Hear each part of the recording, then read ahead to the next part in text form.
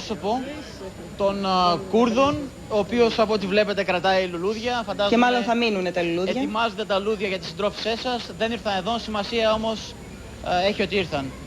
Θα ήθελα να σχολιάσετε αυτή την επιχείρηση και την ευθύνη που ανέλαβε η ελληνική κυβέρνηση αυτό το διήμερο.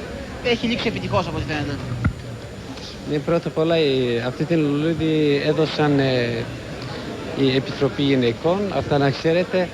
Εκτός από αυτό, πριν λίγο οι φίλοι μας πήραν τηλέφωνο, κατεβήκαν όπως δηλώσανε στην Ελευσίνα.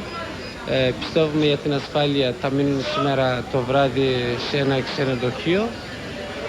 Φαντάζομαι αύριο το πρωί θα βρεθούμε με τους φίλους. Ναι. Είναι γεγονός ότι το τελευταίο διάστημα, τις τελευταίες 10 μέρες, οι σχέσεις μεταξύ Κούρδων και Ελλάδας δέχτηκαν κάποιο σοβαρό πλήγμα. Νομίζετε ότι η επιτυχής έκβαση της επιχείρησης σήμερα αποκαθιστά τα πράγματα? Σίγουρα στην ιστορία μας, να πούμε, είχαμε πολλά κενά και αυτά που έγινε, γράφτηκε στην ιστορία, είναι πολύ σημαντικό, πολύ σοβαρά.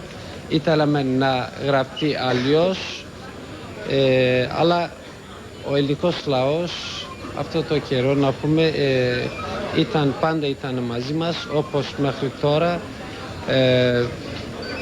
Συνέχεια είδαμε στην παράσταση τον ελληνικό λαό. Πιστεύουμε αυτή την συμπαράσταση θα συνεχιστεί μέχρι τέλος, μέχρι την ελευθερία μας, να πούμε.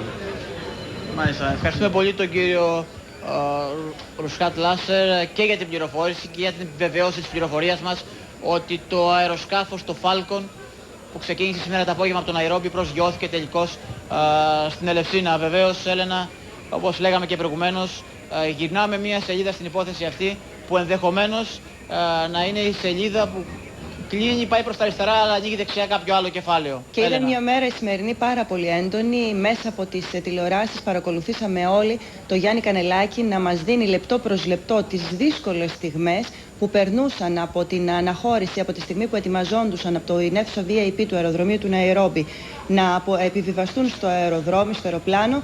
Όλες τις δύσκολες εκείνες στιγμές τις ζήσαμε μαζί τους και ζήσαμε και την αγωνία που υπήρχε. Μία ώρα περίπου μέσα στην αίθουσα των VIP, ο Γιάννης Κανελάκης κατάφερε να μας μεταδώσει αυτό το δύσκολο κλίμα. Να σε ευχαριστήσω. Πραγματικά, Έλενα, ήταν δύσκολες ώρες, ήταν ιστορικές ώρες, τις παρακολουθήσαμε πριν από 2 ώρες στο Μέγκα. Σημασία βεβαίως έχει το αποτέλεσμά τους. Νομίζω ότι ο καθένας πλέον βγάζει συμπεράσματα σε